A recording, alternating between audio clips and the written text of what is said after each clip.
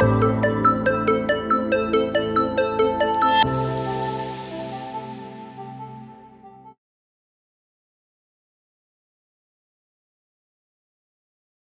Dr. Brian Kaufman, a retired family doctor and CLL patient myself, co-founder, executive vice president, and chief medical officer of the nonprofit CLL Society here at ASH 2024 in San Diego. And I'm Jake Soumerai. I'm a CLL physician at the Mass General Cancer Center.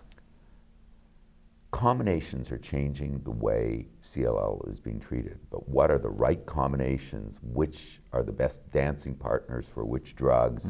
Is it doublets? Is it triplets? And you presented the 5-year follow-up, and all these trials have these clever names, on the Boven trial. So tell us about the Boven trial, what the drugs are, why they were combined together, and what we know 5 years out. Yeah, so thank you. So the Boven trial is a triplet combination for patients with treatment-naive CLL, meaning this is the first-line therapy that they receive for their disease when they meet in an indication to do so. And it combines 3 drugs, so Zanubrutinib, Obinutuzumab, and Venetoclax. It's Boven because Zanubrutinib previously had a B name, so it was named slightly differently. Right. Zanubrutinib is a BTK inhibitor. This is a pill that is approved in the frontline setting for CLL. Venetoclax is a BCL2 inhibitor. This is also a pill that's used in CLL in the frontline setting in combination with Obinutuzumab, which is an immune therapy targeting CD20, which is a protein that we know is on CLL cells. And this Venetoclax and Obinutuzumab is approved in the frontline setting in CLL as well. So the idea here was, we know that Venetoclax and Obinutuzumab can achieve clearance of measurable residual disease. It can achieve undetectable measurable residual disease. And this seems to predict for the durability of remission after this treatment.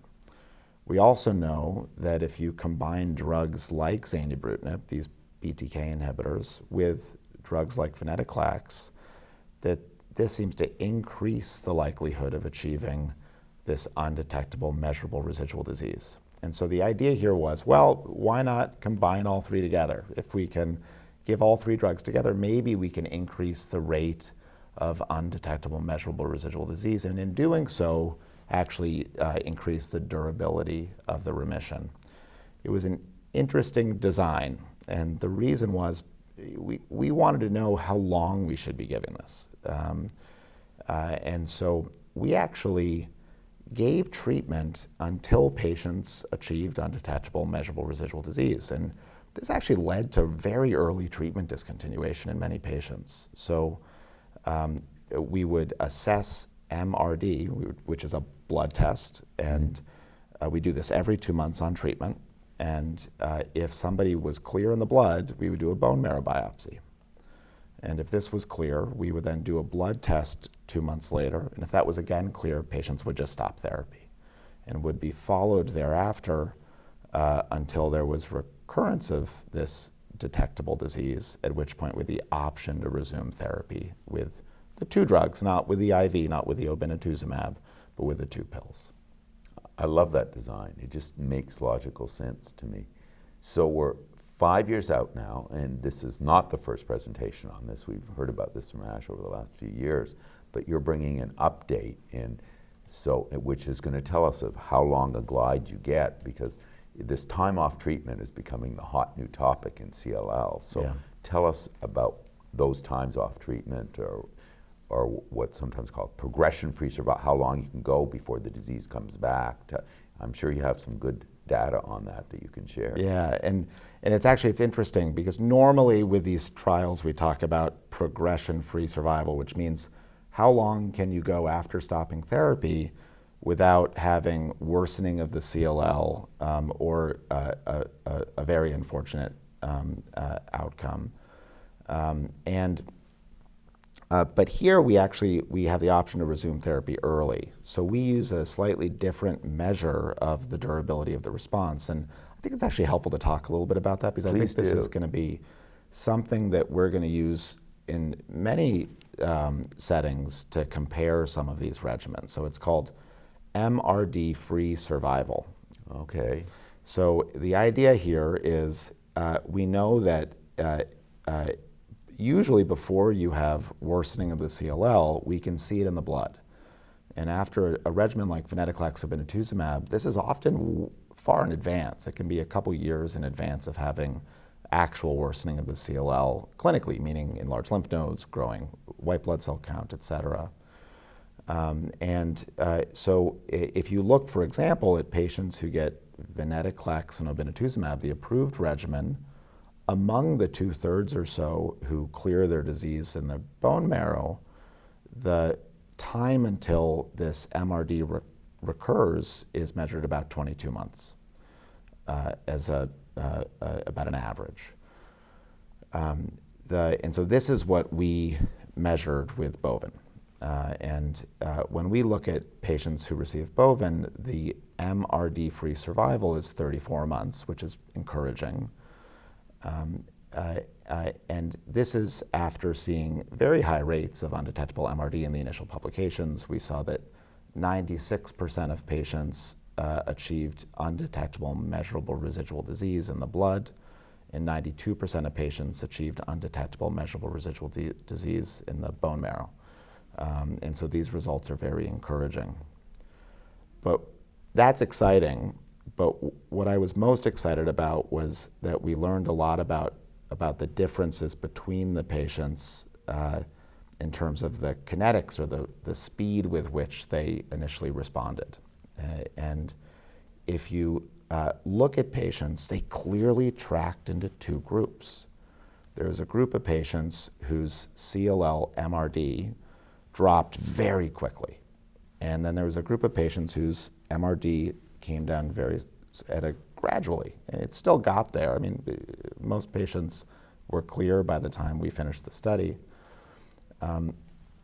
But what we found was that 60%, so 6 out of 10 patients, would have this rapid kinetics. They would clear the disease very quickly in the first few months. And all of these patients cleared in their bone marrow within 8 months. 40% of patients, 4 out of 10 patients, had slower kinetics, meaning in the first 4 months, their CLL reduced at a slower rate. These patients, only 1 in 5 of them were clear in the bone marrow in the first 8 months.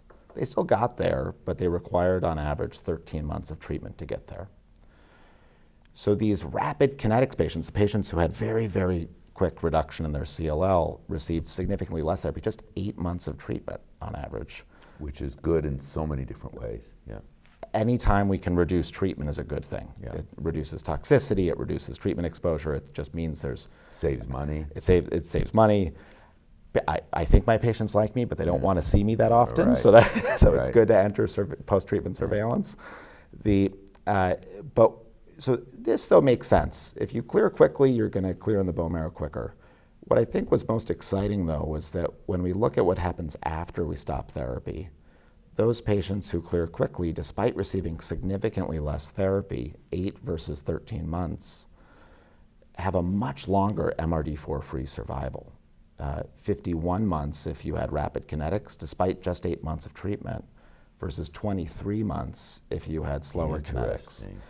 And what this suggests to me is that this is really, it's identifying something novel, right? It doesn't seem to track with what we know, like P53, this gene that we know is important in CLL, or IGHV, this other marker of risk in CLL.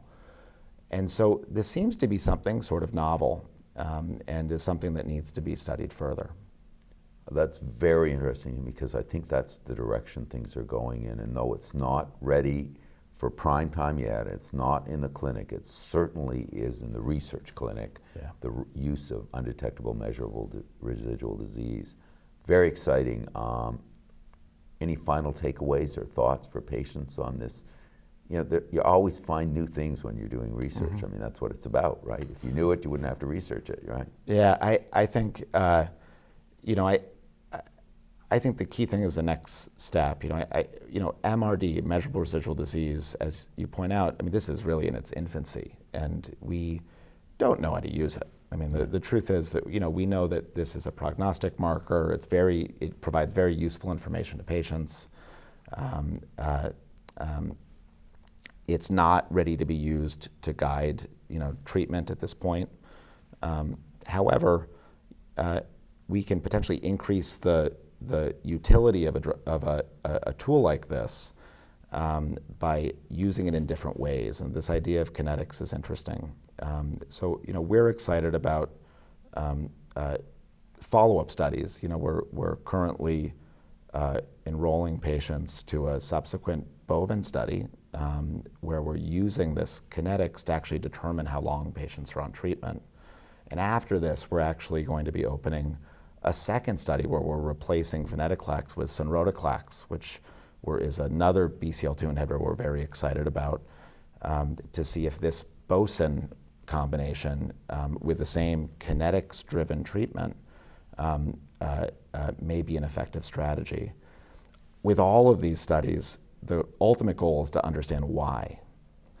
Why do some patients have slower kinetics and don't have as durable of an MRD-free survival as the patients with rapid kinetics? And if it's not P53, if it's not IGHV, which it might be, we need to learn more. But if it's not that, what's causing it? And so we're doing a lot of work in the lab as well to try to understand what is the biology underlying these changes, because I think this is the key to the next step, right? I don't think that the future is, well, it's slower kinetics, we should just give it longer. I think the future is maybe slower kinetics, let's add something, let's change something, right? Let's act early when we see this marker of maybe higher risk. Wow, this is so exciting. I'm so appreciative of what you and your colleagues are doing. Say there's never a good time to have CLL, but there's never been a better time to have CLL than now, except maybe tomorrow, because you keep doing more and more. Yeah. Thanks so much, and I'm looking forward to hearing the oral presentation. Thank you. Thank you. Thanks.